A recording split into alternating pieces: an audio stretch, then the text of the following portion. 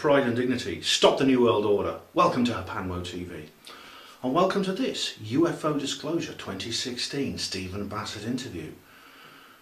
So it is 2016 now. In fact, we're almost halfway through the year already. I mean, Tempus Fugit or what? Blimey, I mean, it seems only yesterday it was Christmas and I was making my last video in the series UFO Disclosure 2015. And as I explained in that video, I was incorrect, and a lot of people were incorrect. 2015 was not the year of disclosure, and so far 2016 has not been. I ought to apologise actually, because this new series of films, UFO Disclosure 2016, has begun rather late. I intended to start making them earlier in the year. I haven't had time because of that book, which I'll talk about later on. So what happens now? Well, there has been some updates. A lot has happened since the last film, and so much so in fact that I don't have time to talk about them all in this video, so please stay tuned for another, the second in this series, UFO Disclosure 2016, pretty soon.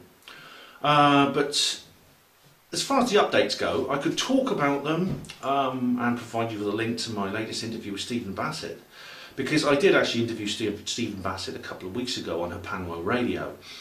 But I think it's easier if we just let that conversation sort of enlighten you on what's been happening since.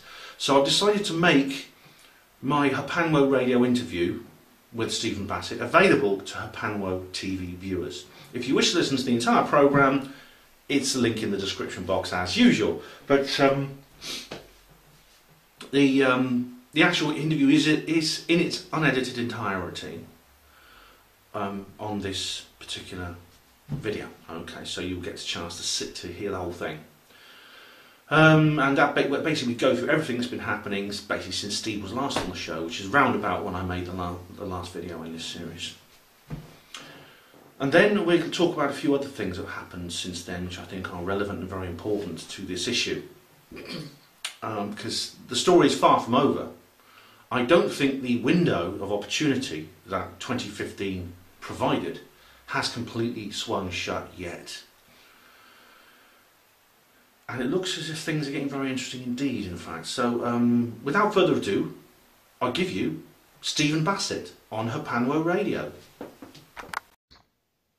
Ladies and gentlemen, listeners to the Hapanwo Show on Hapanwo Radio, we have the return of another guest, another regular guest, all the way from Washington, D.C. in the United States of America. We have Stephen Bassett. Hi, Steve. Ben, it's good to be with you as always. That's great to have you back on the show. I'm quite interested to hear what's been happening in the last few months since you were on before. So we'll start talking about that now. I think one person I think is going to be at the centre of this conversation is a lady called Hillary Clinton.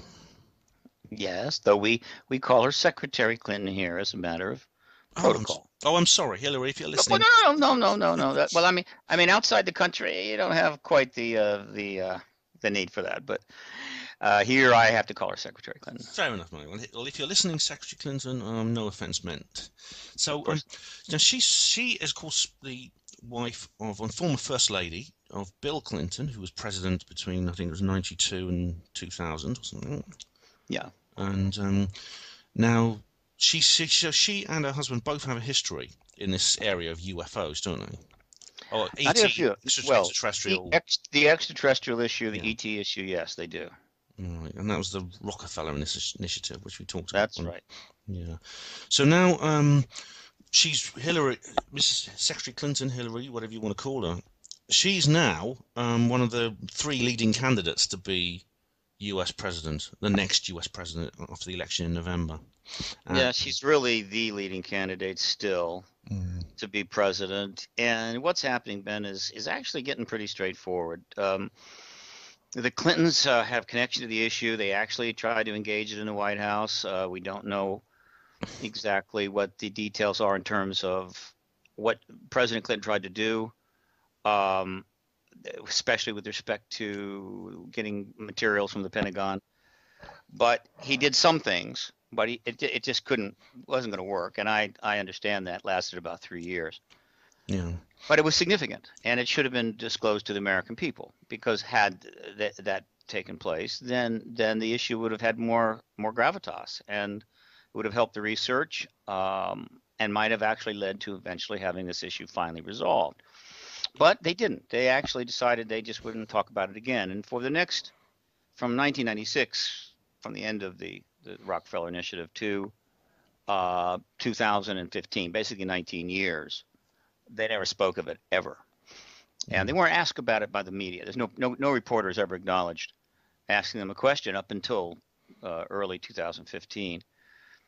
And so the upshot is that when Secretary Clinton begins her second campaign for president, the situation had changed significantly from not only 1996, but also from the first time that she ran for president, which was in 2007. What had changed, what the most important change was the citizen hearing on disclosure, which PRG produced at the National Press Club, and that was in April, May of 2013. We had 42 witnesses come in. It was the largest assemblage of top researchers and important witnesses ever put together in one place. And that place was the ballroom of the National Press Club. We held a mock congressional hearing called the Citizen Hearing on Disclosure. 30 hours of testimony over 5 days, fully filmed in high def and then webcast to the world. And that was the platform on which Paradigm Research Group launched the Congressional Hearing Political Initiative in November the 5th of 2014, approximately, 14 months later. Yeah. That was the tweet Washington and things like that. We had that. We talked about this before. There was a Twitter storm, wasn't there? We had to exactly. Yeah. We launched a Twitter storm in order to rain almost 2 million tweets down on Congress to let them know we're coming. We shipped the entire record of the citizen hearing to each member of Congress, which included 3 hours of testimony on the Rockefeller Initiative, as well as 3 hours of testimony in another very significant issue, and that is the nuclear weapons tampering in a part of these craft, meaning the craft would come down and turn off our nuclear weapons. This happened a number of times. Yeah. And thus the game was afoot. And as you know, and we talked about that. So for the next, since March 2014, November of 2014, which is now, we're approaching, I guess, like 18 months, maybe 19 months. Yeah. It's been a full court press on the Clintons. There's a two-pronged strategy. I approached and eventually began to get meetings on Capitol Hill with Senate and House staffers regarding new hearings on this issue. A focus was on the nuclear weapons tampering, which is a no-brainer for a hearing. We have many Air Force witnesses to that. And the other was, of course, the Rockefeller Initiative, which is certainly worthy of a hearing.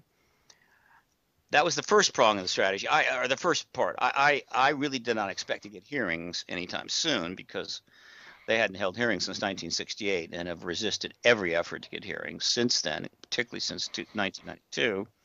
But I wanted everyone in town to know I was up there, because they wouldn't know what I was talking about exactly, and that kind of raised the temperature. The second part was, of course, political engagement of the campaign by the Clintons on this issue. So, since we've talked last, an awful lot has happened. Can you, just to help me here a little bit, can you recall exactly when that last broadcast was? Right. Well, Steve, it was in program 152 of the Panway Show. It was Thursday, the 10th of September last year. The 10th of September. Okay, so here's what's happened since the 10th of September. It's kind of cool, actually. Good timing. On September 29th, just 7 days before the very first debate in the Democratic primary that Secretary Clinton would participate in, John Podesta, her campaign chairman, put out another tweet relating to an interview she had just had with Lena Dunham. This was a millennial outreach political maneuver, and gave an interview to this nice actress, Lena Dunham of Girls, on I think it's on HBO. And Lena interviewed her for a while. It was all very well, all very nice. It was on the internet. But then he puts out this tweet Great interview, hashtag Lena Dunham. But Lena, ask her about aliens next time. Hashtag the truth is out there. CC Hillary Clinton. This is part of a string of things that the Clintons and Podesta and even Obama have been saying that are alluding to this issue. This was particularly notable because it was almost as if he was saying to the next debate moderators, I forget which it was, it might have been CNN, might have been NBC. I think it was more than one, because you in your updates, this has happened several times, and John Podesta, who of course will just clarify for listeners, he's actually managing Hillary Clinton's campaign. Not managing, he's her campaign chairman. Not quite the same thing, but let's say he's the top guy. Yeah, but by CCing these things to Miss Clinton herself, he's obviously saying this obviously has her approval. Absolutely. That's exactly why he did it. And so it's almost as if he's telling the debate moderators, okay, if you got the spunk to ask her about the ET, we're ready to answer. But they didn't. They didn't answer. Okay. So just about 7 days later exactly, her husband appears on Colbert, and he gets asked about the extraterrestrial question, and he gives an interesting response. That was October the 6th. And then the big breakthrough, which we'd been waiting for, on December the 30th, Secretary Clinton gave an interview to the Conway Daily Sun as part of her campaign in New Hampshire. Yes. Our primary campaigns, yes. And she did 2 hours with their editorial board, and then afterwards she was interviewed briefly by a reporter named Damon Steer. He asked her about the ET question. She gave him about a 2-minute response on the record. This was all intentional, all planned. It was the Christmas season, Christmas, New Year's holidays. People aren't paying attention as much. Kind of, I guess you could say it's called a limited hangout, trial balloon. And she said, one, that she would get to the bottom of the UFO issue if she was elected, that a task force to look into Area 51 might be appropriate. And then, very remarkably, she said something particularly notable. We may have already been visited, we just don't know. Of course, we do know, and I'm pretty sure she knows. But again, we're talking about a process of exposure, testing the waters in the middle of a major political campaign. But that story rocketed around the world. I remember. I can't help thinking, Steve, it might have been a kind of tacit reply to your open letter that we talked about last time. Yeah, I had sent an open letter not too prior to that, which was a pretty strong letter. It was a version of earlier ones I put out. But it's all part of the overall pressure being put on her campaign. The major pressure that's going toward her and her campaign is that reporters I'm working with, and it's now up to like 14 that I'm actually in a working relationship with on these stories, have been calling her offices and calling Podesta's offices and emailing them and saying, we'd like to ask you about this and that and whatever, and they're not responding. In other words, they're not giving any answers, which is not surprising, except, of course, when you stonewall a reporter's questions, that just tells them that the issue is important. Yes, they're not just saying, "Oh, go away and don't be silly." They're just saying, "Yeah, it's a silly thing. No don't comment. bother. No comment. It's ridiculous." No. They're not answering at all. And so that's this New Hampshire was a major development, and then things kind of quieted down through January, and then, but I say quieted down. I mean, the media coverage is now pouring out since November of 2014. PRG has helped to create more political media coverage of the ET issue than in the previous 68 years. Yeah. I'm estimating 1,000 articles, counting English language and foreign press. Meaning political, in a sense, is talking not about sightings, is talking about Clinton and the Rockefeller Initiative and what's going on and the cover-up and all this stuff, and the truth embargo and blah, blah, blah. And that's the kind of thing, of course, that really turns up the heat on the truth embargo. On February the 11th, Obama goes on a talk show, Ellen DeGeneres, and they have a 6-year-old come on. The whole thing's scripted, and she asks him about extraterrestrials. He gives her a very clever response. That was February the 11th. More articles come out, and then another major move on the part of the Clintons.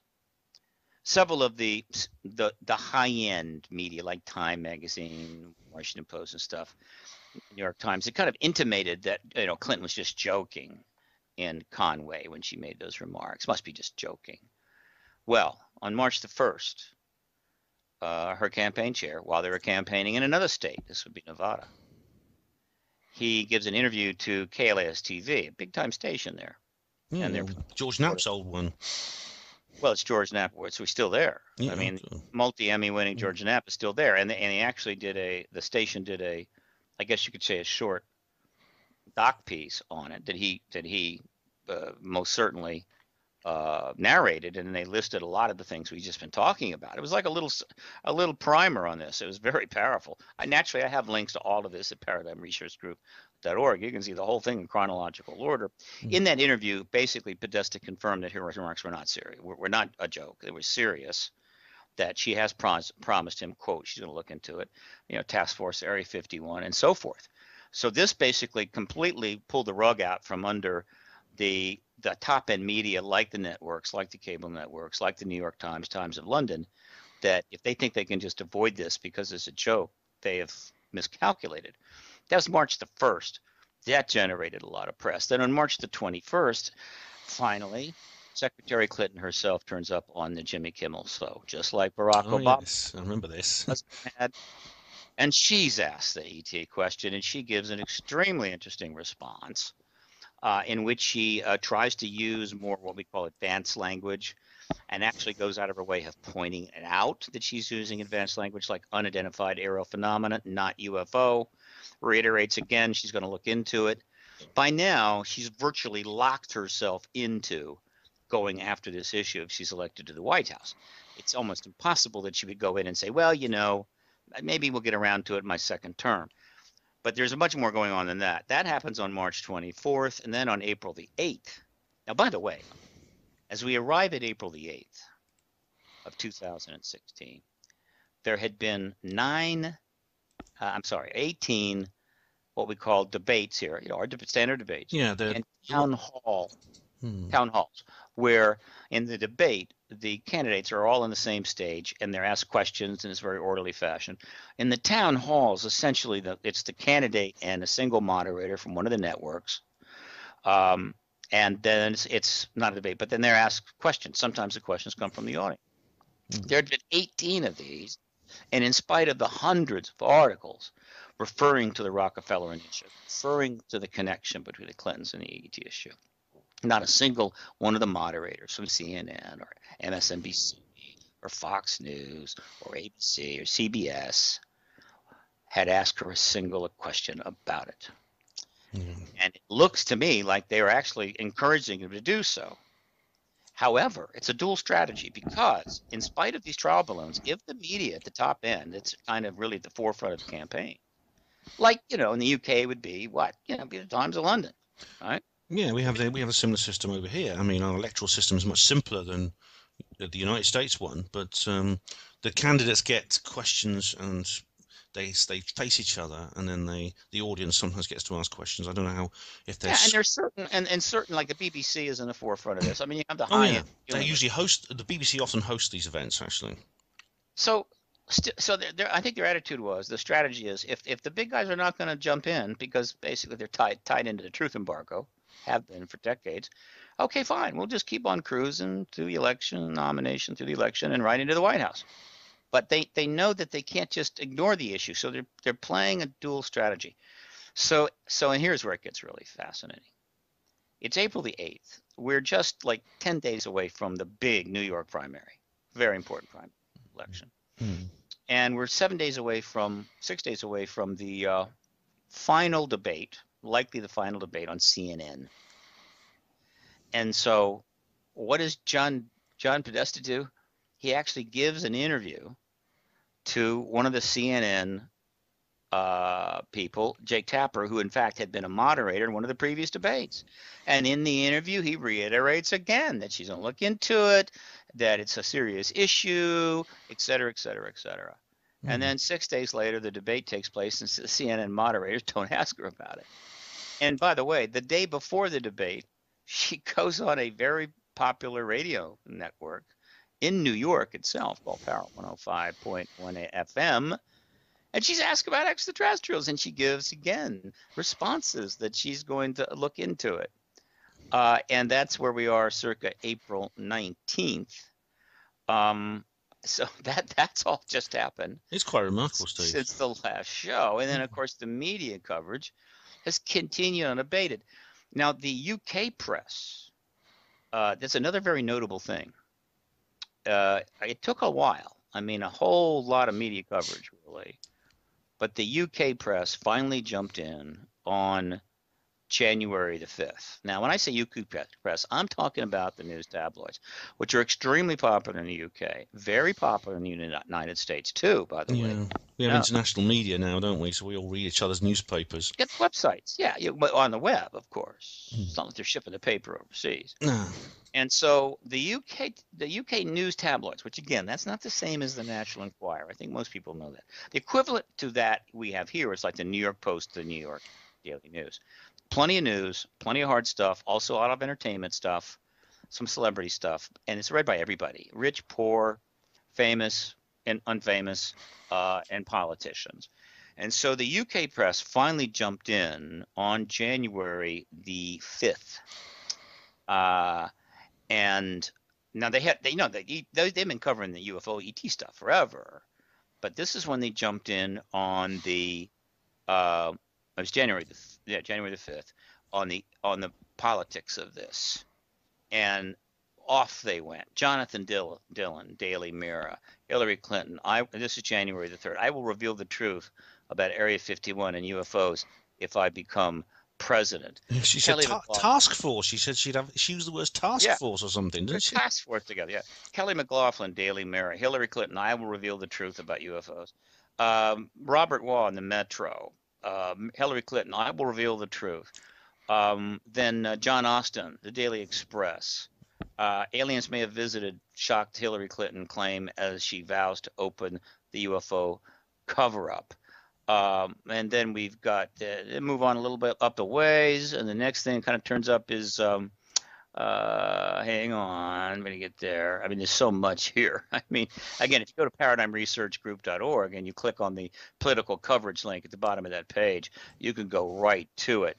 There's a lot there. Let's see. Well, it's a little bit of a break, and then boom, up it comes. We got, let's see, why is it taking so long? There's so much here. So while you're waiting, Steve, I just mentioned that Gary Heseltine, our mutual friend, editor of UFO Truth magazine, he actually commented on the Mirror, and they actually published his comment at the bottom of the article. He's been several of these articles. Yeah, and he was saying that Hillary Clinton can't run away from this. So they moved his comment from the comments box into the actual article, which is really quite unprecedented. And then they had a poll on that. This is the Daily Mirror we're talking about here. Mm-hmm. They had a poll. You could actually select what you thought as the answers for all the readers. And the question was, is there a UFO cover-up? And 500 people, plus, voted. And the figures were quite encouraging. 83% yes, 17% no. That is about the standard. Even when they do the sophisticated, polls, right? Not just something up on the web, but sophisticated polls. That's about the number they get. 83 to 88%, roughly, believe that the government's not telling the truth. And so on it goes. March 3, Scott Bixby, The Guardian. Clinton would consider declassifying government documents relating to UFOs. March 3, Jasper Hamill, Daily Mirror. Hillary Clinton aide vows to release top secret UFO files, which could prove the existence of articles. And by the way, as all your listeners know, when you're talking about these website articles, I mean, some of them are in the print too, but the ones on the web have got the links to the videos, to the tweets, to the documents. Yeah. It's much more powerful than the print articles, which really don't have that. John Austin, Daily Express. Clinton again vows to find out what White House knows about UFOs. James Wilkinson, Daily Mail. Hillary Clinton promises to get to the bottom of the UFO mystery. The UK press is in it with both feet, and they are pounding away. All right. So with that, that is starts in January the 3rd of this year, and that has continued on, and you can see all of this coverage at paradigmresearchgroup.org. So what is now where we are now is that I am now working directly with 14 journalists on a regular basis. As a news source, okay? You know what I'm saying? So as a yeah, news. so it's like they are actually publishing a regular column on this. Do you mean? Could you pause for just a second? Yeah, sure, no problem. And this is really good, Steve. So you're working with these 14 journalists. I mean, are they? So is this kind of like a regular column on the issue of No, disclosure? no, no, no, no, no. I'm a news source, okay? Hmm. And if you got a big enough story, what happens is you develop a relationship with reporters, and you provide them information, and they come back to you. I mean, that's big stories. They're not something you just write an article and walk away. Now, not all reporters do this, but this story is big enough that I'm now working with 14. I'm not writing their stuff. I'm just providing them information on a very timely basis. I'm trying to make sure they get it as quickly as possible. And these are 14 print operations, and they're all relatively high end, mainstream. So, and they've already written between them maybe 30, 35 articles on just the political situation here on this issue. I may add 4 or 5 more in the next couple of weeks, and here's why. Well, first of all, some news. I just got back from New York again for people to sort of get an idea. I think before I go further, let me be clear. And as I've said before, I said it in September. Let me emphasize it. We are closing in on the end of the truth embargo, and I believe it's going to be forced out. But not by Secretary Clinton, but by actually President Obama. But it is the Secretary Clinton's connection to the issue and her husband's connection, and the fact that, of course, she's running to be president, that has created the ability to bring the media into this with force. And it's only going to get more intense. And so we're close to the truth embargo coming to an end, and an announcement finally coming from the fine governments to which we owe our allegiance that, yeah, we're not alone in the universe, and they're already here, and we'll more later. Okay, so that's what's going on here. I mean, I respect your confidence, Steve, and I hope you're right. But we have had conversations when you've said this before, and this over the last couple of years, and we're still waiting. I mean, yeah, but not discussions where but these discussions were prior to Bill Clinton in Hong Kong, Bill Clinton on Jimmy Kimmel, tweets by John Podesta, Obama on Jimmy Kimmel, Clinton on Colbert, comments from a running presidential candidate. We're in a whole new place. And so you think it's actually, we don't even have to wait for Hillary to get into the White House? And no, I have no intention to see that go that far. I mean, this is going to happen now. And the very latest is this. I went to New York 4 days ago. I was up there for 4 days. I met with a top editor of one of the major New York papers, provided them a full set of the actual Rockefeller Initiative documents, the paper set, to go along with the 150 documents that they're able to access online at PRG's site. And then the next day, I was called and then went down and interviewed with the New York Times. Now, that article is due to come out tomorrow. Well, it's come out Thursday, rather, the 28th, but it might not come out till Friday, the 29th. Do I know? I know it's going to be about the political issue and the Clintons. Do I know if it's going to be a strong piece or a weak piece? Do I know how I'm going to be treated in that article? I don't.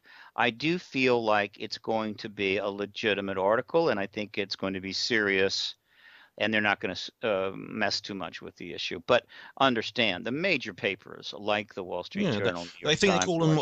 I think the word is papers of record. You call them in America. Yes, papers of record. The Wall Street Journal is America's financial paper of record. You've got one, right? Yeah, the Times, Independent. Yeah, and then the Washington Post is the political paper of record. These papers at the top end have the worst track record on dealing with this issue. They act almost as if there's nothing there at all. And I think I know the reasons for this, but that said, that doesn't mean that they will indefinitely stand off to the side while hundreds of other print venues are driving this story. They're not crazy, and they like Pulitzer Prizes like everybody else. So I am optimistic this article will be good.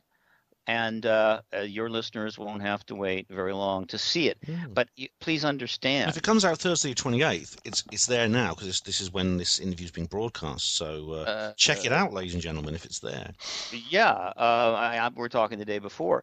Let me just say this, and I told the writer this.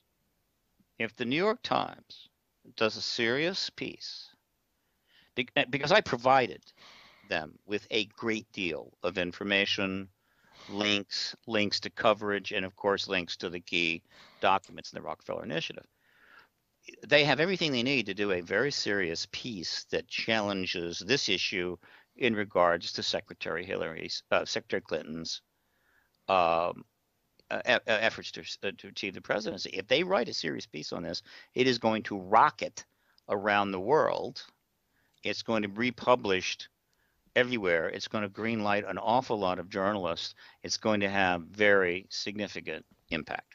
Okay? Yeah. And so that was yesterday. And now what happens next is that on Sunday night, I believe, let me check, it's been changed here. Hang on a second. Sunday night, which is May 1st, I am leaving for London. And I'm going to be in London for the entire month of May.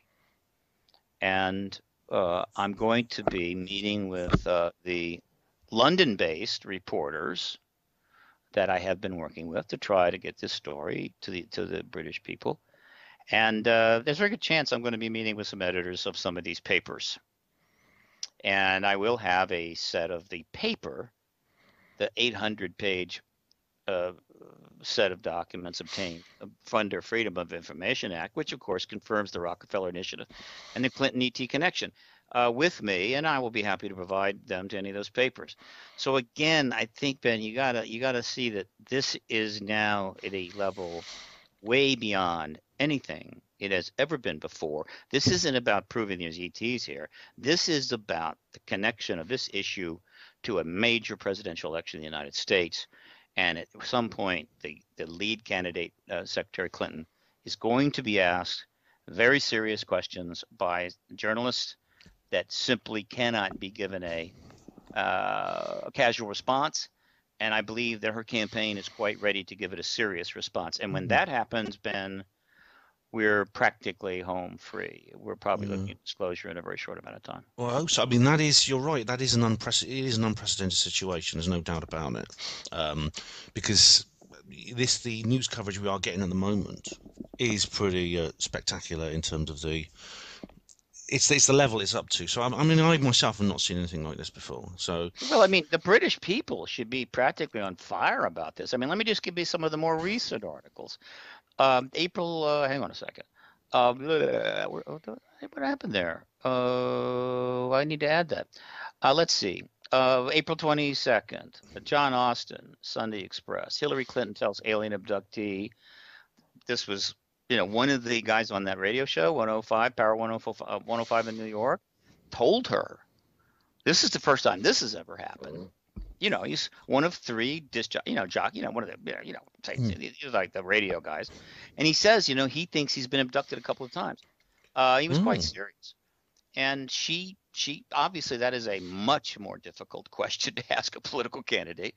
And he didn't ask a question, and she kind of moved around it. But there it was. So here's the headline, John Austin, Sunday Express. Hillary Clinton tells alien abductee national security could block UFO truth bit. Wow. All right. Yeah, Okay. And then on how about this one?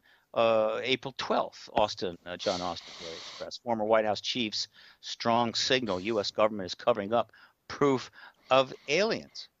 I mean, Daily Mirror, was this March 29? What will be revealed if Hillary Clinton lifts the lid on the UFO Air Force notorious Area 51? That's Tom Parry. Daily Mirror,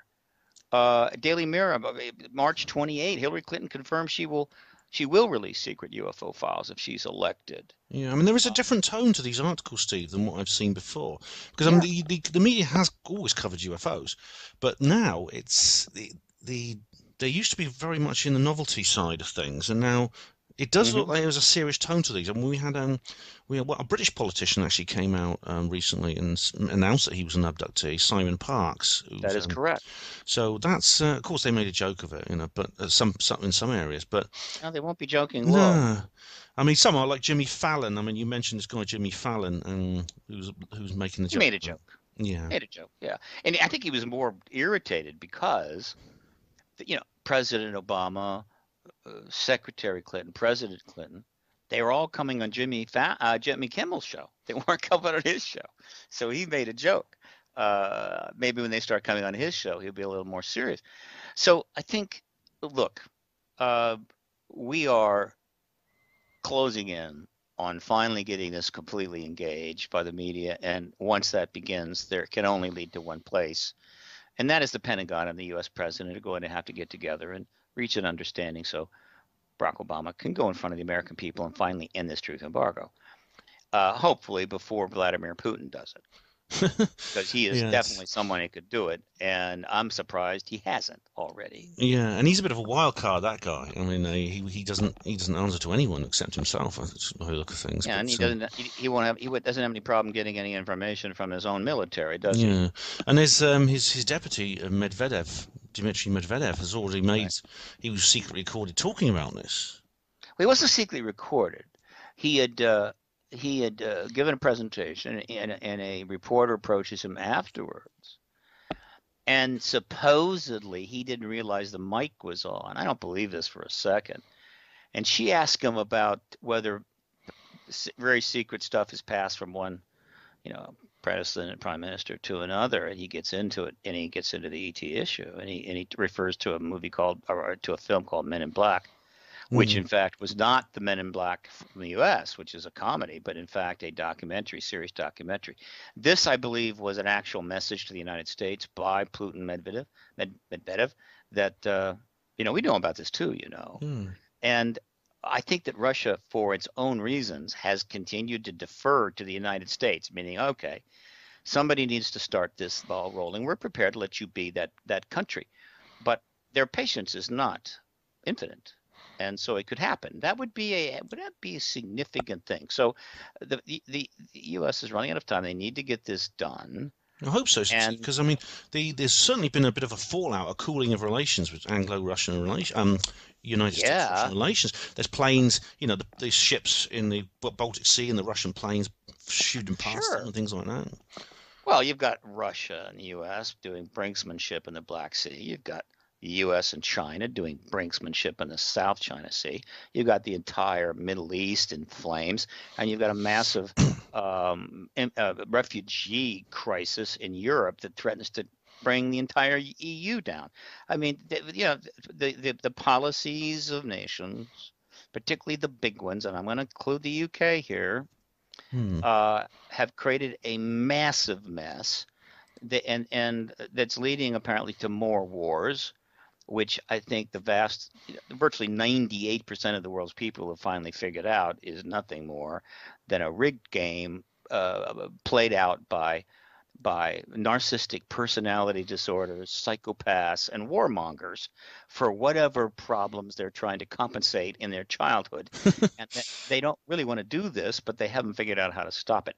And so things are coming to a head here. Now, let me also mention, Ben, that while I will be in London for a month, I will be trying to meet with editors of the papers. I am open to meeting with people there if a group would like to have me chat with them. I'm not looking to try to set up some big gathering. I don't want to do that.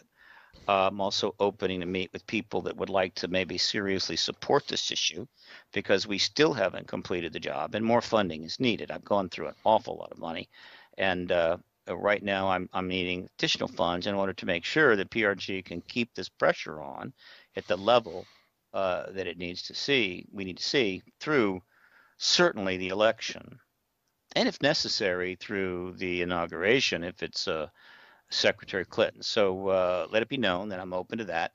I'm easily to reach at PRG at paradigmresearchgroup.org. Though if you just Google my name, Stephen Bassett with a PH, I think all that stuff comes up. There'll be links in the description box, listeners, in the show notes. Sorry, to all And of these course, websites. yeah. Yeah. And then it's worth noting that the key stuff is this is one page that is kind of the central page to all of this. And if you go to paradigmresearchgroup.org, which has been the lead top page to everything PRG is doing, at the bottom of that very top page, it says find extensive political media coverage here. That link takes you to the whole picture with links and graphics and tweets, and key stuff is emphasized with nice graphics, and then you've got a list of the vast amount of coverage. Anybody, I don't care whether they're a reporter or an editor or a producer or a BBC producer, were to go through that coverage, who doesn't realize that a major story is about to break, I don't know what the hell they're doing in journalism at all. So I'm looking forward to meeting with some people in London, and I'm not really in a position to go traveling around the UK. This is not another European tour, which I've done a number of. Yeah, that's right. This is an effort to bring the UK media into this even further, because and there's a reason for this. Not only because, of course, they have a lot more influence over here than you might think, except for the Times in London, which is absolutely nothing about this. As far as the Times in London is concerned, there are no, quote, craft in the sky. The whole thing is somehow some sort of embarrassing foo-fa that the public is hoaxing on the world or whatever. And it's going to embarrass them one day. The Times of London is going to be seriously embarrassed as their top people are asked, exactly how did one of the great papers of the world blow a story for 65 years? And I think most of them are going to shrug and go, I don't know, right? And it's going to diminish the Times. They still have time to get into this, but if they would open their eyes and stop being so elitist. Yeah, I mean, embarrassed is just an understatement. I mean, it's, I mean, we've, of course, for a lot of people, it'll be an understatement. But so that's really quite amazing. It's a shame you're not over here a couple of days earlier, Steve, because there's actually a UFO conference in Watford where I'm speaking, but that's on the 30th of April. It's actually on this Saturday, so you'll just miss that, which is a shame. But no doubt, it's going to be about the exopolitics issue, so that'll I'm sure it'll come up, and have a good time in that. Yeah, it may be. Well, there will be plenty more conferences, I can assure you. I bet there will be. Now, of course, I've got to ask about the other candidates, because it looks. I agree with you. I think Hillary Clinton is by far the most likely candidate to win. However, there is, of course, Bernie Sanders, her own rival, which she's facing in the primaries, and the GOP, the other party, have the blonde-haired, loud-voiced of Donald Trump. Have they said anything about this issue? No, they've not said a word. All 23 of the Republican candidates, at which at one point or another were in this primary debate, as well as the other two Democratic candidates, Martin O'Malley and Governor O'Malley and Senator Bernie Sanders, have absolutely nothing to say about this issue, have never had anything to say about this issue, and are simply not in play at all, which raises a very interesting situation, which I invite your more political savvy listeners to mull over while they're having a bit of tea, maybe later in the afternoon. Secretary Clinton has a huge amount of baggage, which anyone would have who have been in the public domain for as long as she has. She has a very high disapproval rating, one of the highest ever for a candidate seriously in the running for president. The only person with a higher disapproval rating is, of course, Donald Trump. So we have a very strange situation. But in any event, she has a couple of investigations going on within the U.S. government, particularly the FBI, regarding actions that she took as Secretary of State, including Benghazi. And then there's a very complicated situation, which is also being investigated, regarding the huge Clinton Foundation, which raised huge sums of money. She has not got a guaranteed path to the presidency yet. She is certainly on a path to win the most delegates, which gets her nominated. And we have a different process over here. It costs 100 times or 1,000 times more than yours, and it lasts 10 times as long. That's right, yeah. And I would switch to the parliamentarian system in a second if I was asked, But the way system we have, which has had its good days and its bad days, is now kind of dysfunctional and it's a failed political system, guaranteed to have bad outcomes, and we haven't been able to change it, but then we haven't been able to change much of anything over here, if you hadn't noticed. So here's the deal, though. So she could have anything at any time. Something could come out that could almost derail her candidacy, even her nomination.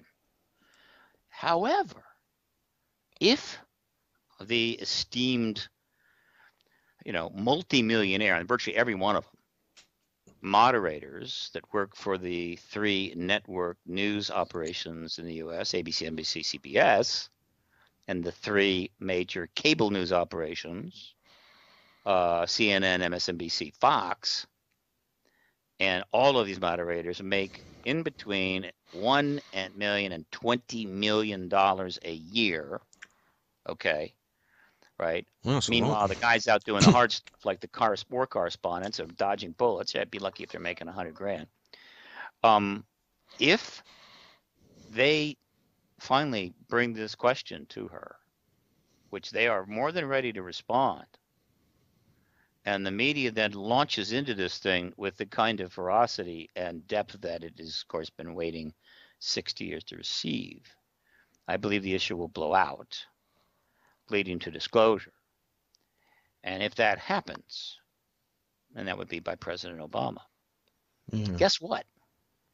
The only candidate running for president that has any connection to the issue, including efforts to try to deal with it during her husband's administration, comments by her campaign chairman on numerous occasions, and comment by one of her very close associates, former Governor Bill Richardson, and is Secretary Clinton. Everybody else, it's almost like they were locked in a vault somewhere. They have nothing to say. They have no connection. It's sort of like, oh, really? There's extraterrestrials. And so instantly, Secretary Clinton is elevated. Really, immediately they're on the 3rd floor, and she's instantly up almost in the penthouse suite. And nobody's going to really care much anymore what these other candidates think about anything. In fact, it could actually guarantee her the presidency. This is part of the political calculation underway. It's an unprecedented calculation that no presidential candidates ever had to think about. But here it is. So that, again, is a picture of what's going on. And one of the reasons why the Clintons are willing, I think, to risk engaging this issue, knowing that, of course, it's been under a 69-year embargo by their own government and has been ridiculed and undermined for decades. Knowing that anyway, they are saying and doing what they're saying. Right. So in other words, Steve, this issue could become like a bargaining chip in terms of one's career in politics, because Hillary Clinton now, obviously, she's got a bit of trouble doing some dodgy dealing, but then of course I think they all do at some point. But not ones with the level of profile that she has. Yeah, but so do you think this could save her? This could actually save her. I think that it is not an unreasonable consideration, if you are a strategist, to believe that this might in fact be the solution to her potential serious problems. Yeah, I mean, we all know about wise career moves. And I mean, I must say, I mean, I have been as surprised as you are by the change in tone in terms of the media coverage of the ET subject. if it could ever become a wise career move to talk about UFOs is amazing, because I mean one of the articles you sent me was I can't remember which one it was now, but one of the articles you sent on your newsletters was about it talked about the UFO vote. Now we hear phrases like the grey vote, referring to older voters. There's the black vote and the Mexican vote, etc., etc. But now we have the UFO vote. Does that again? Well, let me stop you now. Look, Ben, right. You've been at this a long time. Okay, you've paid your dues. Yeah. We're close to the end. We need to get our language together here, because we're moving into a different place, and we need to leave the old language behind and go with the new language. It's not about UFOs. I know. That's a quote from the article that you actually posted, Steve. That's all I mean. I know you don't like that term. Okay, I'm sorry.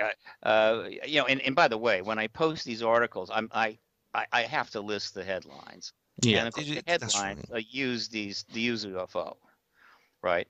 But let me make it clear. It's not what it's about. They just don't know how to phrase it yet, most of them. It's about extraterrestrial craft. All right, it's not UFOs, but extraterrestrial craft.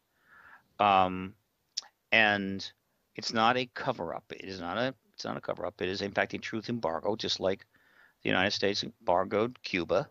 They embargoed the ET issue. It's like they embargoed the galaxy, actually. And they said, we know it's there, we know what's going on, but you can't go there. Okay. The overarching term, I think, that best describes or serves to group together the political, social history of all this and implications of this is a term called exopolitics, which is still around, and I think will come back to life big time very soon. Right? Don't like to use the word aliens. It's kind of like, I know it's been around for a long time in this issue, but it is in fact not the right term. The right term is extraterrestrials. That has a lot of syllables and a lot of letters, and I can appreciate. And it's very hard to spell. I've misspelled it all the time.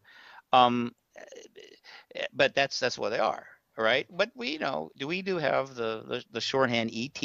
Yeah, more and more people get, I spelled extraterrestrial with a hyphen, by the way. There's no house style, I think, but I think it's British. You tend to use the hyphen over here. It's kind of one word. Both work, but I prefer the single word.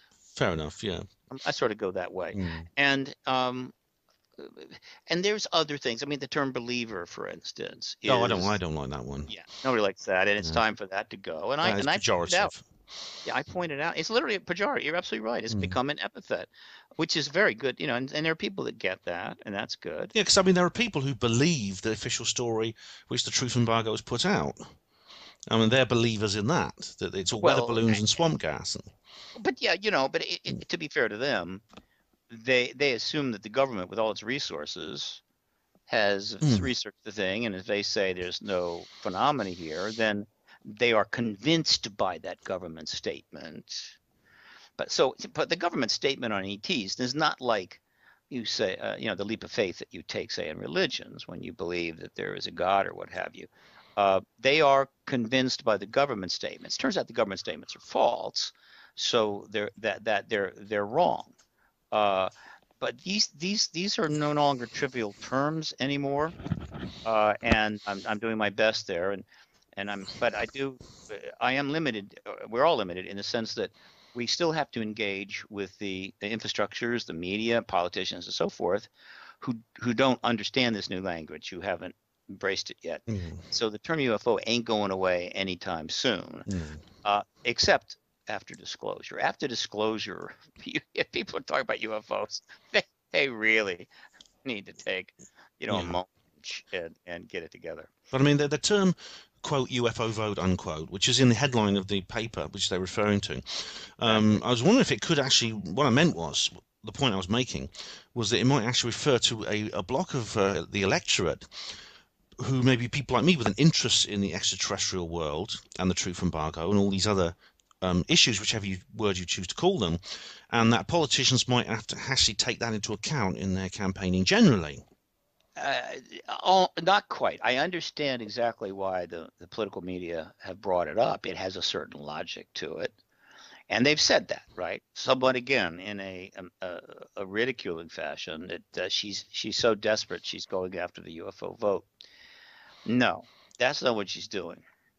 Um, by and large, if it wasn't for her, any candidate, for instance, that didn't have this historical connection, meaning didn't have the ability for this to be a very positive thing for them down the line, who were, quote, going to go after the UFO vote by talking about it, for every UFO vote they would get, they'd lose 3 votes somewhere else.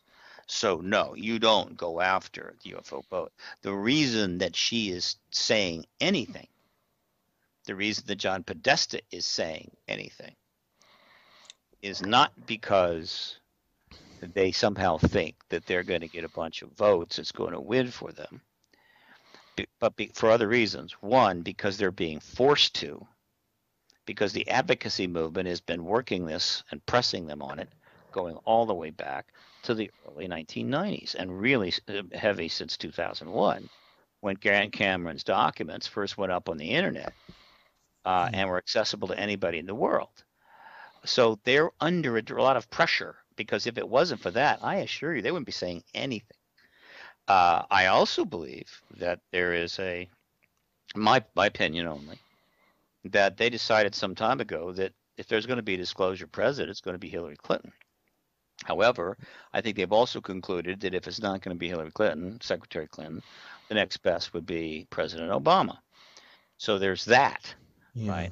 But they would rather get to that without having to put this issue out. PRG has worked extremely hard to limit their options. I mean, that's what advocates do. Activists, their fundamental role is to limit the options of government regarding some policy until there's only one option left, and that's to do the right thing. I mean, that's just the way it works. That's what Gandhi, that's what the independence movement did in India. Since I'm talking to a British crowd, they eventually left the British with only one option left, and that was to leave. Absolutely. Which they did. That's a good analogy, even though you're actually now addressing people from all over the world, because I do have listeners in other countries. But I'm sure they'll be able to think of their own equivalents. Yes, I got to forget. I'm talking the internet, and we're no longer is anybody on radio or television just a British, commentator. Whenever you're talking to the world from wherever you are, and that is one of the most significant truths, with huge implications, of our own time. So that's true, and as we said in previous show, I mean, you believe that Barack Obama, if he does make this decision and he is the disclosure president rather than his successor, probably Hillary Clinton, then he will be the one who will go down in history as the man who ended the truth embargo. He goes down in history, a huge legacy, massive legacy, but. And again, that's why this calculus is working in our favor. The Democratic Party is the disclosure party, okay? And last I checked, Secretary Clinton is a Democrat, and so she benefits from that. But more importantly, the connection of her and her husband to the issue, going back so far, even though they went silent for 23 years for their own personal reasons, then coupled with the fact that starting basically April the 2nd, 2014, they started speaking up. They started throwing out some comments. Many of these comments were actually not true. They were manipulated. They were, I don't know how to put it, they were sort of true because they couldn't just be straight out truth, in which case the whole thing would have blown up right away. But whatever, it's not tip. They're dancing around the issue, but they're actually putting it out there. All of that will result in the Clintons receiving a very significant piece of that legacy. They will be viewed as very important to the ultimate outcome. And then Oh yeah, because we were talking about, just to mention, we mentioned in the previous show about the things that Bill Clinton had said on Jimmy Kimmel's show as well. Exactly. No, all of So that, going he all the way wants to back. jump on that bandwagon. Yeah, Bill Clinton's first. He said a few things while he was in office, but his first real statement outside of office was 2005 in Hong Kong, and we've got a link of that up on the site. You go to the page, remember paradigmresearchgroup.org, and click on the political coverage link at the bottom of that page. You can see it. So here's where it also gets interesting. Let's assume that disclosure finally comes in July. That the media have done their thing, and the Pentagon and the White House realize it's all over. They get together, cut a deal, and he announces in July. Well, he's only got basically August, September, October, November, December, and part of January. So he's got a little less than 6 months left. He will definitely play an important role in calming the waters, setting things up, hopefully in a way that the people are satisfied with the beginning process of small d disclosure in the post-disclosure world. But it is the next president who will do the most to shape the United States' role in the post-disclosure world, and that will be no small political legacy either. That's true. I mean, I've read Richard Dolan and Bryce Zabel's book about that, AD after disclosure, and he gives it's a book I recommend very much, actually, but because it gives you a taste of what it might give listeners if you pick that up. It might give you a taste of what we're talking about here. Everything that Richard Dolan has ever written is a must-read, and everyone should read everything he's ever written, right? Let's make that clear right now. So obviously, if Secretary Clinton becomes the president, what everyone thinks about her, believe me, there are huge numbers of people hate her, despise her, whatever. I'm not. PRG is not in the business of electing Secretary Clinton. That is not why we're doing what we're doing. I'm not in the business of electing anybody. I'm in the business of getting the truth embargo over. Period. But I'm just trying to realistically assess the likely outcomes here, and it's likely that she would win the presidency, and so now she's the first woman president, and she's the first full-time post-disclosure president, and just like Vladimir Putin will undoubtedly be the first pretty lengthy post-disclosure president of Russia and so forth. And there'll be all these leaders around the world that will be in unless their term is coming right to an end and they're gone, are going to play that they're going to be the key players in how the world's governments are going to deal with the post-disclosure world. And of course, the huge question that remains to be answered is how well are they going to acquit themselves? Are they going to make asses of themselves? Are they going to try to instill the same old policies? Are they going to turn their back on the people? What are they going to do? We hope that they'll rise to the occasion. Some will, some won't. But it's very important that the leader of the United States, China, and Russia rise to the occasion. So you can see that this is no longer. There's huge potential benefits to the United States, to the world's people, to the Democratic Party, to Barack Obama, to Secretary Clinton. There's huge benefits here if they're willing to understand that you're not going to get those without showing some real grit, right?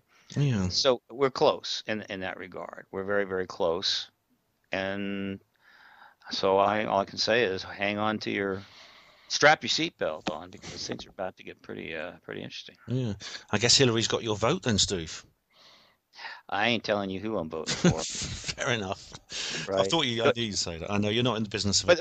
But again, from the standpoint of the advocacy movement, look, if Secretary Clinton were not to win the nomination, and we haven't gotten disclosure by the convention, that is going to be a major blow to the advocacy movement, because it can be very hard to maneuver, because I don't see anybody else willing to stand up and be counted on this to their I think detriment. Yeah, I think to their that's legacy. that's quite unlikely at this point, though, by the look of things. But no one knows because I mean, of course, in Britain, I mean, for British listeners, we've got a much simpler electoral system. We have like the parties battle it out in a single stage election, and the party at the head of government is actually the leader of the parliamentary party who's got the majority. So it's much more simple. But this is it. You're right, Steve. I mean, I'm looking. I mean, I'm interested to see what happens. No, this world is never boring. I must say, whatever else it might be, it's never boring, and it's looking really interesting at the moment. And I agree with you. I can't wait to see what happens. And now on another matter, and the timing could be very interesting here. As you know, for some time now, the British government has been dancing around the release of some additional files, which, as far as I know, have not been released yet. They have promised to do it. They haven't done it. And there's speculation these files could be rather compelling. So last I heard, it might be another month or so. So I'm expecting these files will be released, and very intrigued as to the timing. Yeah. If I'm the UK government, I would release them at a time when they would have the maximum impact on the issue in the presidential election here. And I think the reason that they're holding off, because I mean, well, I mean, there can't be too many reasons why they're holding off. I mean, if there's really nothing in there, then do it, for crying out loud. What the hell are they waiting for? Right? Yeah. But if there is something in it, then they might be just reluctant because they know it's going to create some foo-fa, or they might be holding off because they want to see how things are going with the campaign here. And what they're seeing, of course, is the UK press is jumping in with both feet, and the issue is all over the place. And so I think the timing is getting pretty right for them to go ahead and release those files and see what we got. So could this be a marker, a clue of what's to come if these files hit the media? If the UK would have finally released those files, many of which some people believe are connected to the Rendlesham case, if they were to do that right about now or in the very near future, given how long they've had them and could have released them sooner, I would think that they're almost sending a message. See, the UK, even more so than probably any other country, is so tied to the U.S. in so many ways, and probably tied to the U.S. at the intelligence level in ways we don't even know. Yeah. That they the U.S. I mean, very rarely does the United States president or the UK president, prime minister rather, get into each other's politics, and call them to do that. Recently, Barack Obama got involved in the EU thing, and how did, that yeah, he did. Sure, everybody got their back up pretty quickly. So they, and more importantly, the history of this relationship is pretty much the United States deciding what it wants to do, and the UK going along with it, not the other way around. Yeah. The UK comes up with a very strong policy they want to pursue, and then they have to convince the United States, and the United States goes along with it. It's the other way around. We have led, they have followed, and some hate that and some don't. But the point is that I don't see the UK trying to preempt the U.S. on this. I don't see Cameron making a disclosure announcement. But that doesn't mean that the UK would not like to see disclosure. That's maybe possible. I mean, about Cameron. I'm thinking about Cameron is now. Cameron was actually challenged on the UFO issue by a guy, Richard D. Hall, a man we both know, and I think you know what I'm talking about at the time. Challenged in what way? David Cameron was on an electoral campaign just before he became Prime Minister, and he was doing a tour of the northeast of England. And Richard, if you met Richard at Exopolitics, and he does the Rich Planet TV show. I think I have. You know the guy, yeah, I'm sure you know him, yeah. He stood up and said, Mr. Cameron, when you become Prime Minister, which I'm sure you will you seek to lift the truth embargo, or words to that effect, about UFOs, and let the public know what's really going on? And Cameron made a big joke about it. He just laughed it off. But that was a few Mm-hmm. years. That was a few years ago, to be fair. Okay, a lot has And happened since he did then. apologize. He actually wrote a letter apologising to Richard. Oh, really? Yeah, Richard's. You can find the details on And richplanet.net. Richard published that letter. Okay. Because again, in that kind of a setting, and given the truth embargo, that's the natural immediate response. You can't be stirring the pot here. But I assure you that Prime Minister Cameron knows there's an ET presence because MI6 would tell him, right? I mean, it's not that hard. I don't think that your intelligence agencies or the British military has pulled this issue out from under the prime ministership, like our Defense Department has pulled it out from the government. So I think they know. But again, their thinking is the U.S. should lead here. But that doesn't mean that they would like to see this disclosure thing done. And so if I've got documents that could definitely stir the pot, which the longer they've held them, the more likely I'm inclined to think they will, and I want to send a message to the United States, then I'm going to wait until their release is going to have the greatest impact. I guess, yeah. And that is Makes just sense. about now. It wouldn't surprise me if the New York Times article, if it's a good one, doesn't trigger the release of those files, meaning that Times article comes out tomorrow or Friday, and I don't know, a week later or 10 days later, boom, the documents turn up. Wouldn't surprise me at all. Right, well, that's something I think I'll ask listeners to keep an eye on. I certainly will be in the next couple of days and weeks. I mean, this could be a historical moment, as they say. And there's one more thing I want to bring up with you, Steve. You've talked about a film. It's quite an old film now. It came out a few years ago, but you've recommended it as particularly good, and it's entitled Fast Walkers. Yeah, Fast Walkers is a good film. The Day After Disclosure is a good film. Also, of course, Out of the Blue and the upgrade to Out of the Blue. Leslie Kane's documentary. Oh Lord, I wish I had Generals and Pilots Go on the Record. And that's the title of her book. What's the title? If it's a film, I think that is it. The secret. But I'm actually going to get that exact one for you. But and then there is a new documentary that just came out, which you can easily locate. It's on Vimeo, and researcher Robert Hastings has finally gotten his documentary out on the nuclear weapons tampering. Oh yes, and I put it in. Yeah, that's got to be. I've been waiting for that. Great. Absolutely. Which of course goes along with this book, which was published a while back, and this is one of the most important areas. And so I want to see if I can get the exact name of this documentary. I can't remember the name of it, but I think I've got it here. In fact, I know I've got it here. Hang on a second. I'm going to get this right. And people can easily find it. I really encourage them to watch it. It'll cost them a few shekels, but he's put in just untold amount of effort here. I mean, he deserves to, support the work. Yeah, definitely. Please. Yeah. Do. I mean, it'll only be a few quid. Vimeo will never charge more than about £3 or £4, and it'll be worth it. I mean, some pirated version will probably turn up, but all right. So that documentary is out. I know what I saw. I know the documentary. So there's quite a few, but the Hastings documentary just came out. Is really important.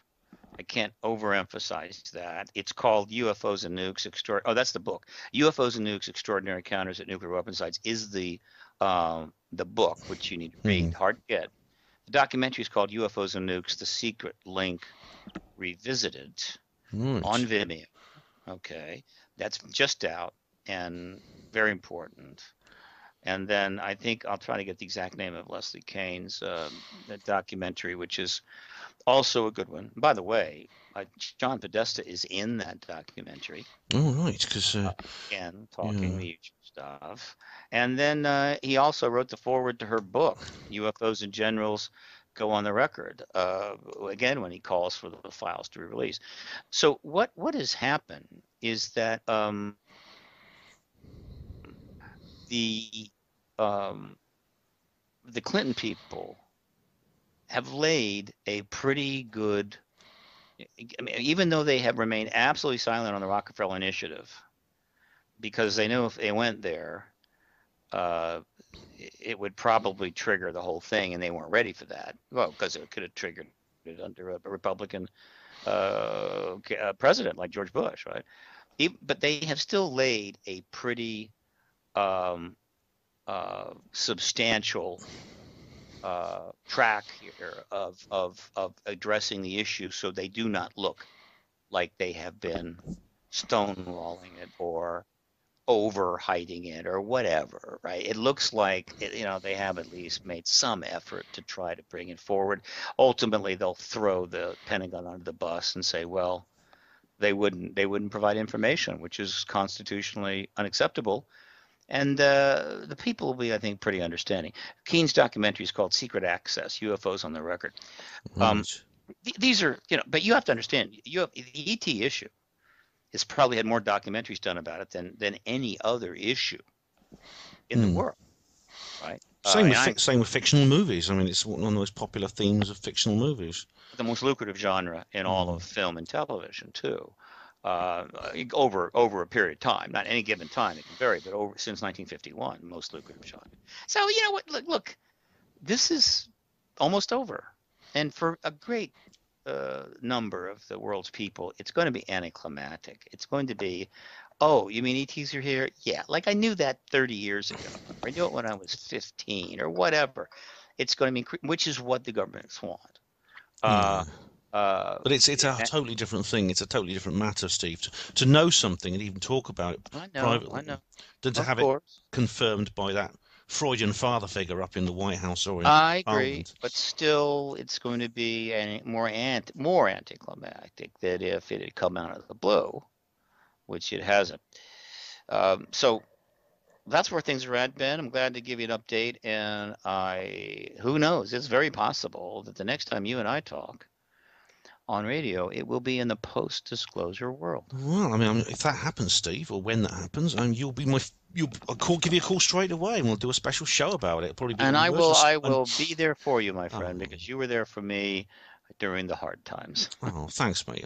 You're very welcome. I respect what you do, and I'm sure the listeners will agree when they look at your website. And just give the listeners a link so they can go and see what you're up to. And there's an awful lot on your website, I must say. It'll take them a while to get through it all. Well, I've kind of shortened that. The ParadigmResearchGroup.org, which is a flash page.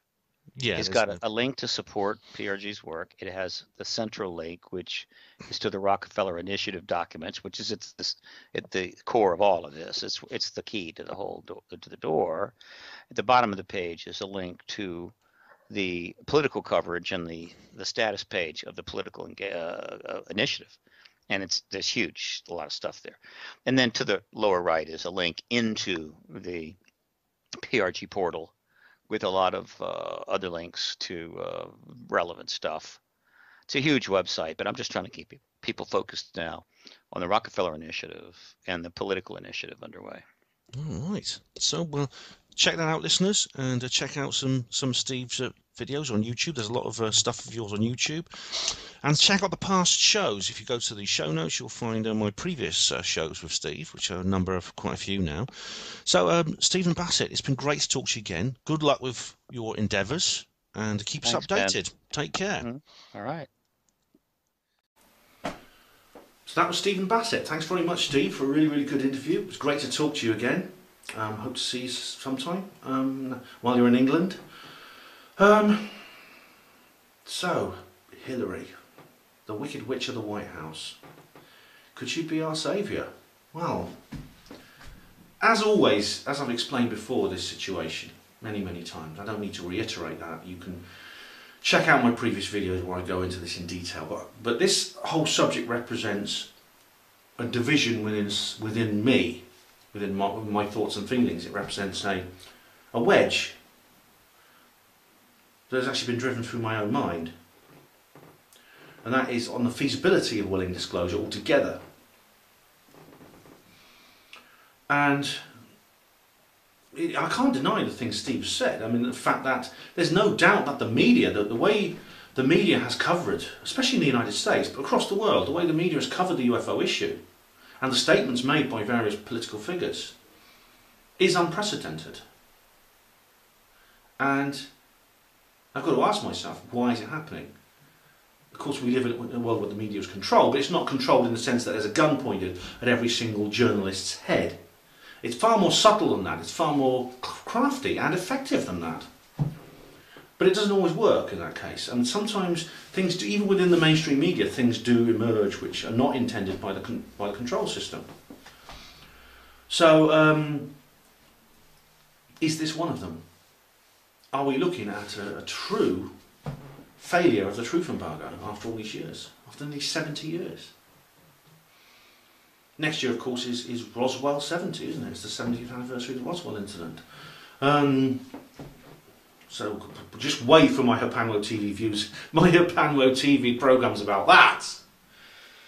Oh. So we'll have to see. The problem I have is I just don't like Hillary Clinton. I can't stand her. She gives me the creeps. Just like her husband Bill, her former president. I mean, they're just these presidents. I mean, George W. Bush was a moron. Barack Obama is a smiling reader of scripts and auto cues, isn't he? But Clinton, Bill Clinton, was an insincere, lying toad. There's no other word for it. And I know they're not all. No US president is going to be a nice guy. You don't get to be US president by being a good guy, be one of the goodies. But I mean, even by presidential standards, Clinton was horrible. He was absolutely horrible. And it looks like his wife is the same. I mean, she's already up to her neck in situations which, if anyone else was in these situations, they'd be arrested. These email scandals and things like that. The Benghazi scandal. So the thing is, I do not like it. I mean, the reason I asked Steve that question about Trump and Sanders is, the thing is, I actually quite like those guys. I mean, this is the thing. I mean, I wouldn't vote for any of them. I'm opposed. Democracy is simply putting a cross on a piece of paper every 4 years to choose your government's public relations officer. It's the biggest confidence trick that's been played on the human race since religion. Yet, I do actually, as people, I much prefer Trump and Sanders. I mean, Donald Trump is this loudmouth, kind of very genial Scottish-American, blonde-haired, buffoon. I mean, he's a likeable buffoon. He's someone I could share a pint with down the pub, And Bernie Sanders is this kind of kind of Jewish grandfather. He's the kind of guy like I'd like to have as a headmaster at my school. If ever I got into a fight with my parents, or there was troubles between my mum and dad, if they were divorcing or something, I know I could knock on his door, go into the office and say, "Mr. Sanders," and I could cry like little boys do, and he'd probably come and put his arm around me and say, there, Ben, don't worry. And he'd be an enormous comfort to me. He is the ideal school headmaster. But Hillary, she's just revolting. I mean, this funny thing is that, the things that she's now being accused of are nothing compared to what has been said about her by people like Cathy O'Brien, who accuses Hillary Clinton of sexually abusing her and her daughter. I mean, it's I don't know if that's true, if maybe Cathy O'Brien was lying in that book, Transformation of America. If so, why doesn't Hillary sue her? That book's still in print now. She could shut it down overnight. This book makes the most horrific allegations of heinous crimes on some very, very rich and famous people. None of them have ever tried to sue Cathy O'Brien.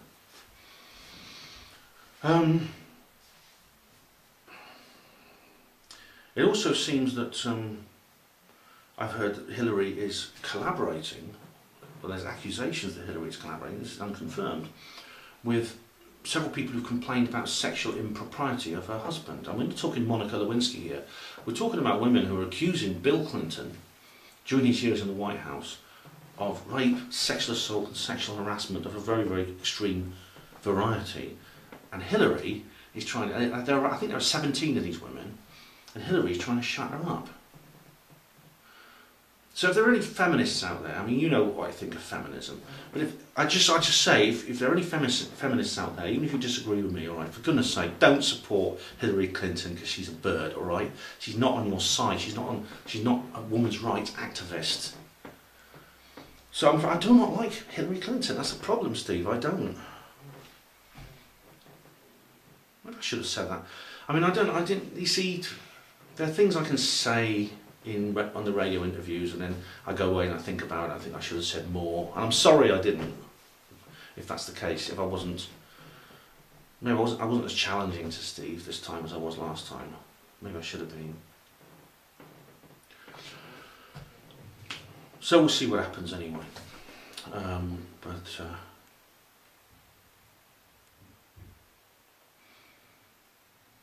Anyway, I'm thinking. There'll be more details about this in a future film. I'm thinking of actually having an event on July the 8th. It'll be a street event, rather like the last one I did. I had to remove that film, unfortunately, for legal reasons. But they may be doing a street protest event for Disclosure Day, July the 8th. I'll let you know more about that when the time comes. Right, I want to give you a bit of a heads up on what I've been doing and what I will be doing in the next coming months. Thanks to everyone who's attended the UFO Truth Southern Conference at Watford, which went down very well. This was UFO Truth magazine, and that really was great fun. Now, just to let you know, I will be speaking at an event called the Consciousness Tribal Gathering. Now, that's in North East Wales, near Llangollen. And that is it starts on Thursday the 28th of July and finishes on Monday the 1st of August. I'm not sure what day I'm speaking, but I will be there, I can assure you, and it should be fun. And just a couple of days before that, actually, on the 26th of July, I'm going to be speaking at the Swansea UFO Network. So that is really good. That went down very well last time. Bad weather last time. Hopefully it will be good weather this time. And we'll... just pray for sunny weather, and I'll be discussing, I'm not sure, I'll probably talk about the same thing I did at UFO Truth, but there'll be some updates. It won't be exactly the same, so even if you got to UFO Truth, please get to that one. I'm also going to be at New Horizons St Anne's, and that's going to be on Monday, July the 11th, where I'm going to be talking about skeptics. That will not be boring, that'll be very interesting, so please do get to that if you can. And last but not least, of course, there is the upcoming launch of Roswell Rising, a novel of disclosure, which is my new novel, which I've nearly finished. I'm now at the point now where it's got to be very intricate because I'm on the final act of the book. But I'm now at a point where I think I can safely bring it to a close. I know how it's going to go. Now, in doing this, I'm going to have to start looking at publishing options. I'm determined that this novel should be available as a good old-fashioned paper book, as well as the usual modern e-book format. And I can think of nothing more apt or auspicious than to launch the book on St. Theo's Day. The 1st of June, St. Theobald of Ruggiero, patron saint of hospital porters. That's his feast day. The thing is, it's looking increasingly likely I'm not going to reach that deadline. I'm not going to compromise on the quality and just rush the job. The finished article is going to be a good book, but it just would be such a wonderful gesture. So if I can do it, I will. If I can't, I won't. But it will be available. It'll be a good old-fashioned book, and it'll be as an e-book as well. So it will be a paperback too. I'm determined. I'm looking into that right now. There'll be more details coming soon. Now, the funny thing is, then I've worked something out, and that is that Bryce Zabel is actually writing a book on the similar subject. I'll say more about that later. Bryce Zabel was a speaker at the 2011 Exopolitics UK conference, and he's the producer of the TV series Dark Skies. So we'll have to see how it goes with that. But I've had a word with him, and it looks like our two books are going to be different. We're not nicking each other's ideas, in other words. So I've managed to reassure him of that, and I'm pretty reassured of the same thing. So I'm curious to read his book. I really am. I don't believe I'm in competition with Bryce Zabel here. I don't see him as a competitor. I am pretty sure that we can both do a good job to write books which are different, and yet on the same theme. The more the merrier, that's what I say. I'm also, do remember I have another novel. It's called Evans Land. It's my first novel, and I'm selling a few copies of it, actually, if you're interested. So just email me. What it is because Roswell Rising is coming soon, some people have asked about my other novels. Now, Rockall is available for free online on the Ben's Bookcase blog. That's hpanwo-bb.blogspot.com. You can read that for free. It's a second edition. It's better than the original book, and you can just read it for nothing. But I have written a book before then called Evans Land. It came out in 2002 as a book, and according to the critic Estin Allen, it was very enjoyable and didn't drag. Quite an achievement, as it's over 900 pages. Now, I am the publisher of the book as well as the author. The book is for sale online. Prices vary a lot, but Amazon are charging £86.73, which is not my doing. Alright, because I sold it to wholesalers and they choose the price. But I have a number of copies in storage myself, and I'm putting those on the market for just £5 plus postage and packing. So it'll depend how much where you live. All you have to do is email me at bennyj74@gmx.co.uk. The email address is on the blog at the bottom of the columns, all the columns. I'll keep you, and send me an address to send it to. I'll keep it strictly confidential. I'll tell you how much it costs. Pay me by using PayPal. There's a PayPal button on all my blogs at the bottom as well. And specified you're paying for goods and services, and it's not a donation when the system prompts you. Otherwise, PayPal take their cut. Now bear in mind, I only have a dozen or so copies left. Stock's limited, so please do get in touch if you want a copy. Thank you.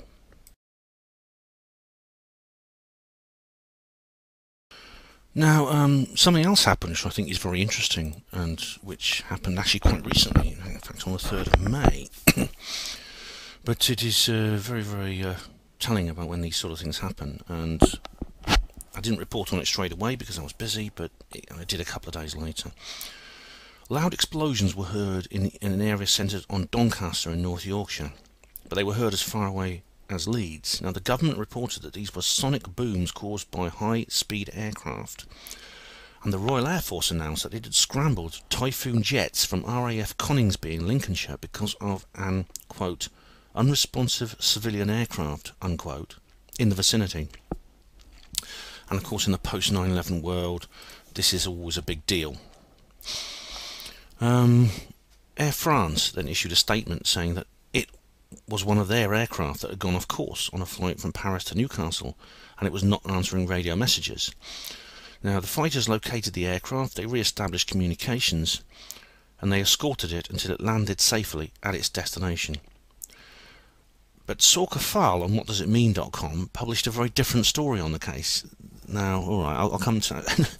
And it says, very unequivocally, Northern England stunned after British fighter jets battle UFO. And she claims that a Russian report reveals that basically there was no missing French airliner. The fighter jets intercepted and fought with a UFO above the North Sea off the coast of Yorkshire. And the media in Britain was then issued with a defence advisory notice which forbade them from covering the story. But while Sorka Fal has said these things before, like Edward Snowden's about to reveal UFO disclosure, and she provides a source link, and it's just Glenn Greenwald's page at The Guardian, which Glenn Greenwald is Edward Snowden's collaborator in the mainstream media. And in this case, the hyperlink in the text just leads to the Russian Ministry of Defence's homepage. But there's a screenshot of a flightradar.com page that shows an RAF Airbus KC-2 tanker, which was deployed on the 3rd of May from RAF Bryce Norton in Oxfordshire at about 9 PM or 10 PM. This was just when this was all happening. It's not far from me, that. This tanker headed towards the general area of the fighter operations and circled over Middlesbrough, and then headed out to sea, where it flew in a holding pattern for a while. But that's not unexpected, because nobody knew how long those fighters would have to stay airborne during this emergency, and they might need to be refueled in mid-air. The tanker was located just a short distance from the scene, but it might be because it needed to keep out the way in case any shooting started. But the presence of the tanker is not itself evidence that the official story is incorrect. What is strange is that such a breakdown occurred on a modern airliner, because you'd think that the navigation and systems and the communication systems would have double, triple redundancy built in to act as a backup if the main systems failed. Also, there are no news reports of interviews with the passengers. No reporter visiting the airport to talk to people coming off the plane. We've got no, well, I was flying back from a quiet weekend in Paris and I thought everything was normal, and then these fighter jets show up outside the windows. Interviews, nothing like that. Is it possible that the aerial activity over the north of England was indeed connected to a UFO? We don't know specifically, but it was something that the authorities do not want us to know about. They have put out a cover story. Now, ever since aircraft have been flying, there have been occasions when they've been sent up to investigate strange phenomena in the sky. And the earliest report was over Sweden in 1930, and there was all kinds of incidents in the Cold War, like Milton Torres in 1957. So it's perfectly possible this has happened again. And what's more, I mean, there's been some updates since then, because several people on Twitter and Facebook got in touch with me. Now, somebody contacted me.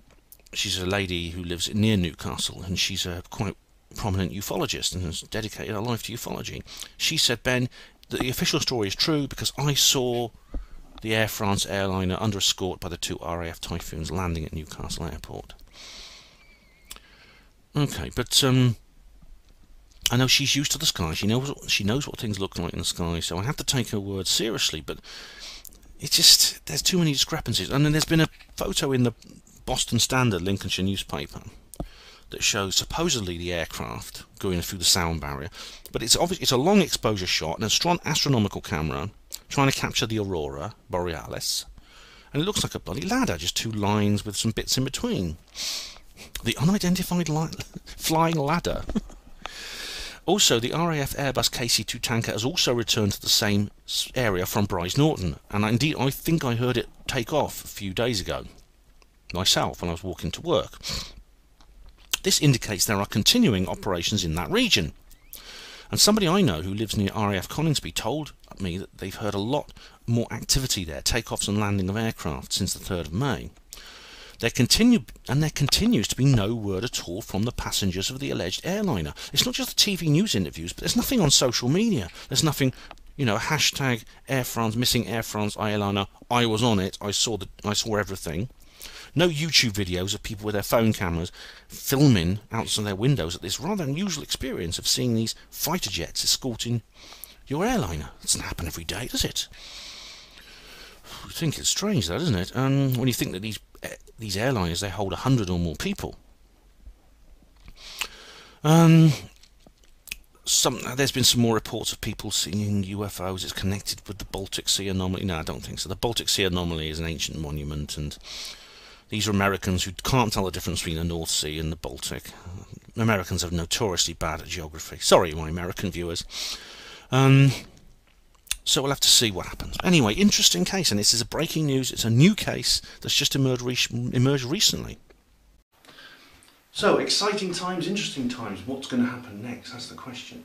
I think that Yorkshire case in particular, there's going to be a lot to report on that soon. Maybe there'll be some more details coming out, but I think there's no doubt something strange is happening there. It may not be ET related, but something very, very strange is happening there, definitely. So anyway, there's more to report, which is going to be on in the next instalment of this video series, UFO Disclosure 2016. And don't forget, Evans Land. This is my first novel, okay, and there's details of this on the Ben's Bookcase blog if you want to purchase a copy of this. Big, thick book that is. That'll keep you quiet for a while. Do write to me, as I explained. I've got my email address, and I will send you a copy of that. And stay tuned for Roswell Rising, or stay tuned. Look out for Roswell Rising in all good bookshops, coming very, very soon. And, well, as I said, I don't know if I can do it by June the 1st, but I'll do it as soon as possible afterwards. So, thank you very much for watching Hapanwo TV. This has been UFO Disclosure 2016 now. Hospital Port, it's pride and dignity. Stop the New World Order.